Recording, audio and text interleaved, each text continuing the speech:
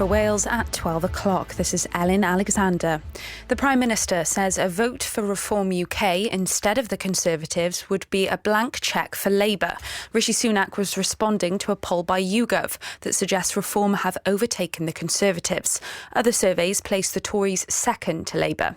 The BBC's deputy political editor Vicky Young has more. He says only two people can be Prime Minister, him or Sir Keir Starmer, and really just trying to say to those people thinking of voting Reform, if you do vote for them, it will mean that Labour goes into government. And we've had his Defence Secretary, haven't we, warning of a super majority for Labour. Now, that isn't something or a phrase that Rishi Sunak has decided to repeat. He says he's very much focused on the election and carrying on to win every vote. While Plaid Cymru's leader, Rhun ap Iorwerth, has said his party will be there to remind Labour of its duty to Wales. Labour will need to be kept very, very firmly to account, and making sure that Labour are kept honest, if you like, kept in check is going to be very, very important, especially with that likelihood that it may be quite a big majority for Labour. New texts have come to light in a row over a Conservative Senedd member's expenses. BBC Wales has seen WhatsApp messages which appear to show an employee being asked to maximise the claims of Laura Ann Jones. The BBC can't verify whether the messages represent the whole conversation or their full context, and her solicitor says any allegations of impropriety are entirely misconceived. Cardiff and Vale Health Board say there has been a big spike in demand for alopecia treatment. People living with the condition are sharing their experiences with BBC Wales Live to raise awareness. One of those who took part is Poppy Davis from Cardiff. She says the condition needs better representation in the media. When it comes to watching movies and TV shows, there's not so much representation, and perhaps if that was changed, it would make it easier for people to reach out and ask for support when they're going through something similar. The first NHS treatment for it was announced earlier this year, but the Welsh Government said not all health boards in Wales are prescribing it yet. You can watch the full segment of the Wales Live programme on BBC iPlayer now. The boss of Tesco has said the supermarket firm is witnessing a gentle improvement in consumer sentiment amid easing food and drink inflation. The retail giant said shoppers have bought larger volumes of groceries for the latest quarter due to the improving backdrop. The supermarket reported an increase in UK sales of nearly 5% in the past 3 months, saying shoppers were putting more in their baskets and switching to Tesco from competitors. And an elephant in a zoo in central Thailand has given birth to a rare set of twins, which keepers have described as a miracle. According to the research group Save the Elephants, twins account for just 1% of all elephant births. The new arrivals will be named 7 days after their birth, which is the tradition in Thailand.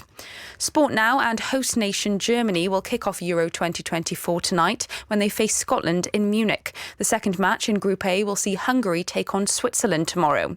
Meanwhile, Wales footballers have climbed up one place to 31st in FIFA's world rankings. Spain remain top of the table. And England's cricketers have beaten Oman by 8 wickets in Antigua at the T20 World Cup. They still have to beat Namibia tomorrow and hope that Australia beats Scotland in order to secure their place in the Super 8. That's the BBC News for Wales. It's 3 minutes past 12. BBC Radio Wales Travel.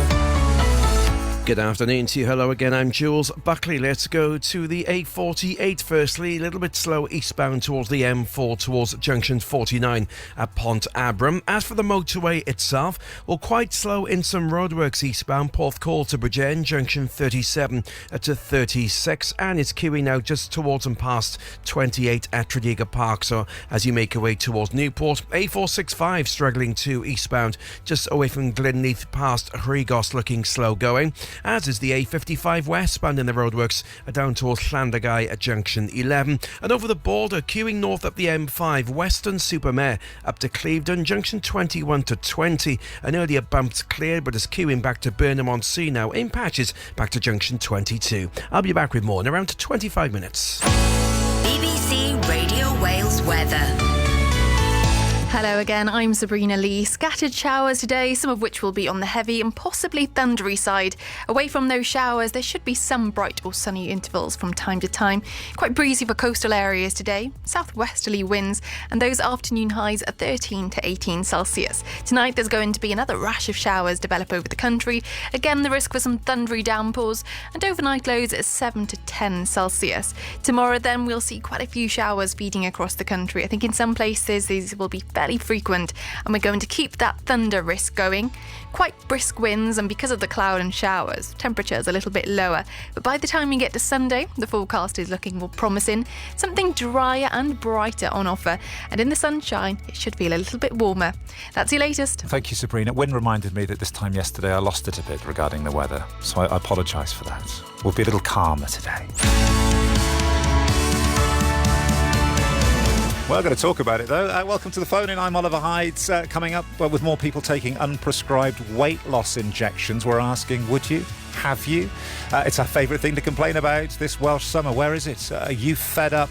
And a new series of Paranormal starts tonight on BBC Three. So what have you seen that you just couldn't explain? 03700 100 110 to call. Text 81012.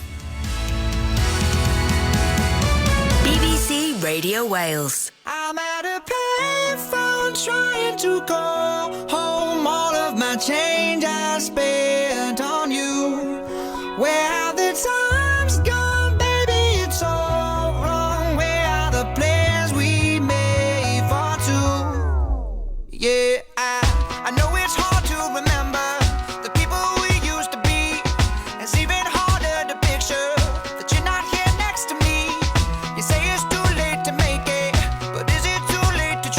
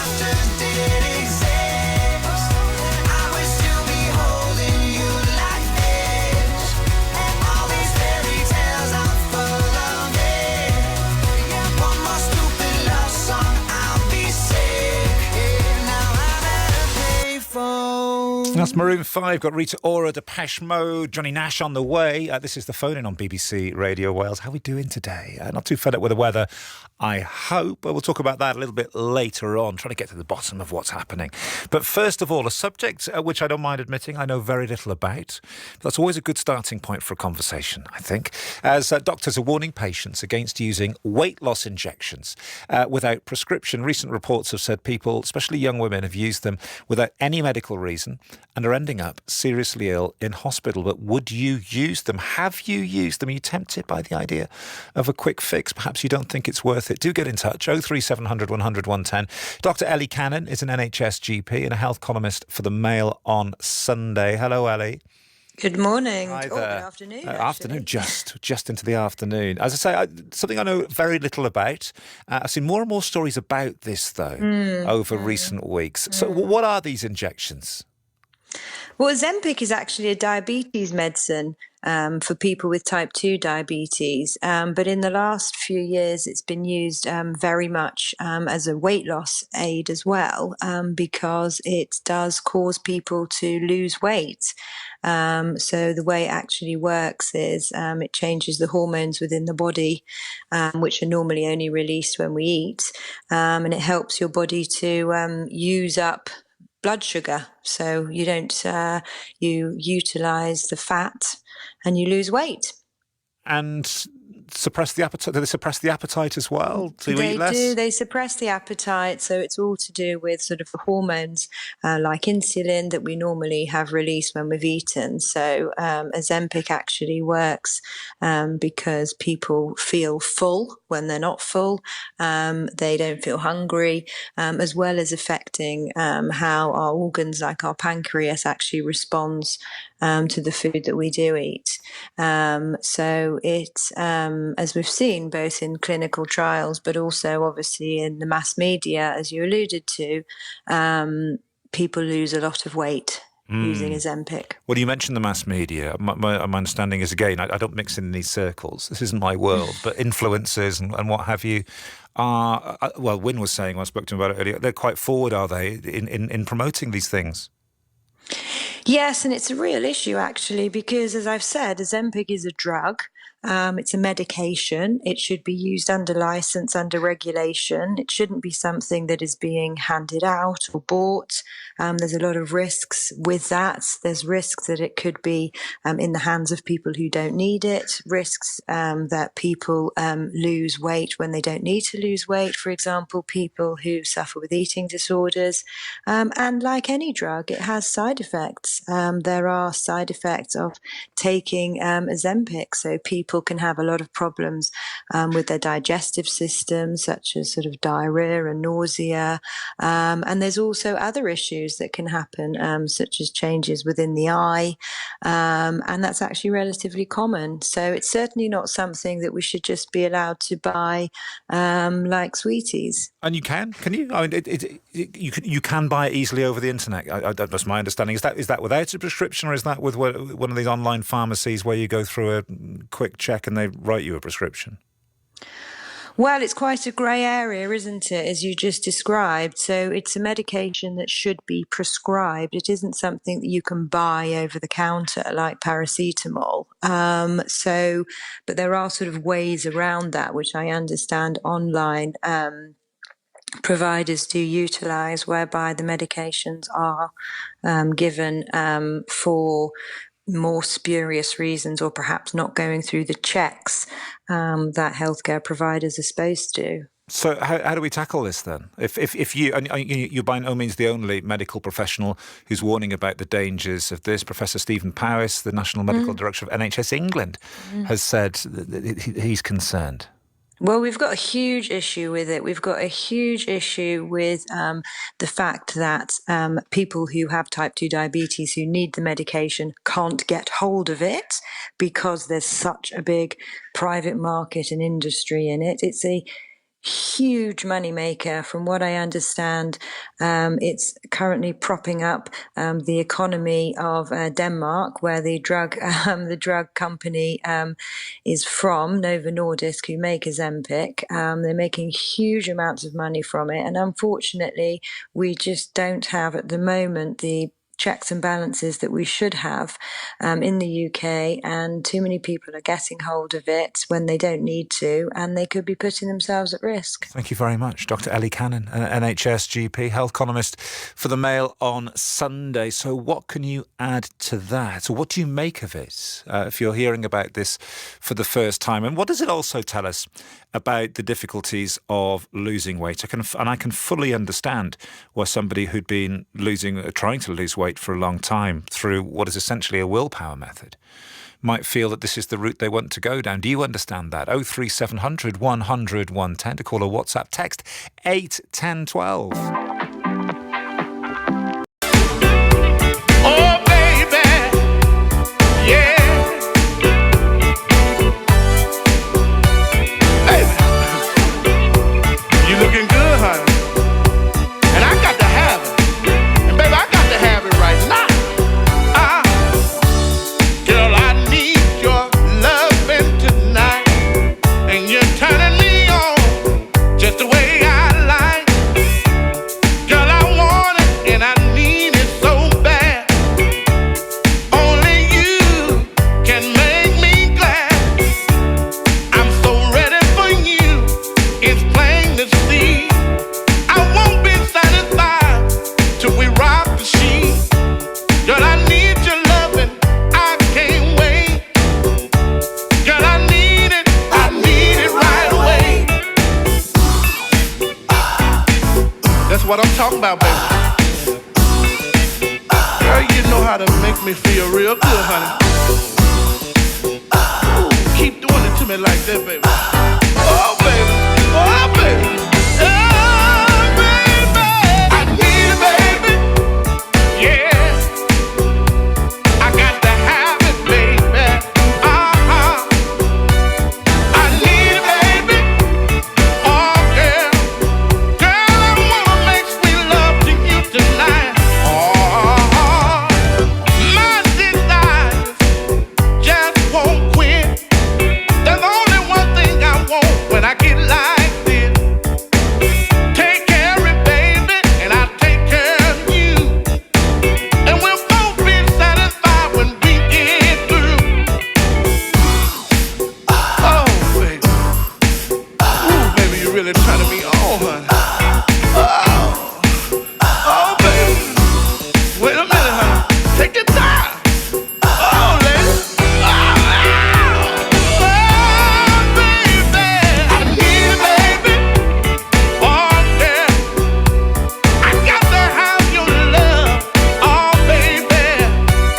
I need it, baby. Oh, honey. I wanna make sweet love to you tonight. Oh, yeah. I need it right now. And I can't wait. And to satisfy me, baby, you know what it takes. Girl, you're so good. Baby, that's no lie. And if I can't have it all, I'm sure gonna try. Ooh, baby. Oh, honey. Ooh, you make me feel real good, baby. Ooh, lady. Wait a minute. Baby.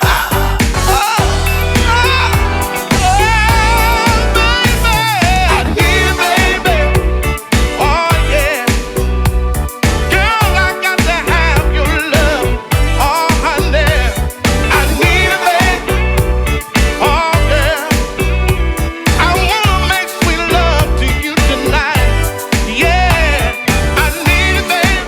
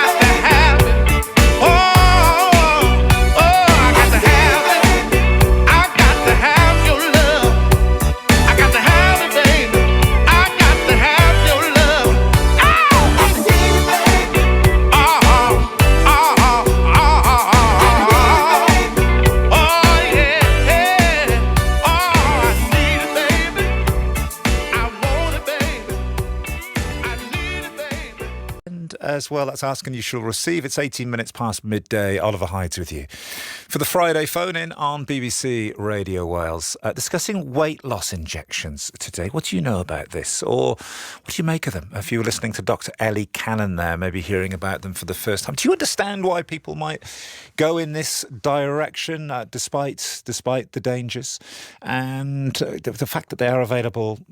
Well, Ellie Cannon was talking about a sort of grey area around prescriptions for these as well. What do you make of it? 03700 100 110. Steph's on the line in Anglesey. Hi there, Steph. Hiya. Hi there. I think you've lost an impressive amount of weight recently, haven't you? I have, thank you. Well, no, many congratulations. I know it's not easy. It's not easy. How much did you lose? I've just hit my 3.5 stone award.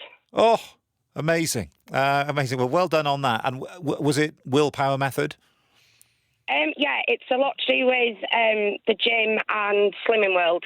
Right. Okay. So it's just sort of consuming less and burning more, and between the two, which is the age-old way of doing it. Nice. It's called a sort of willpower method because you need willpower, don't you, to do it? How hard was it?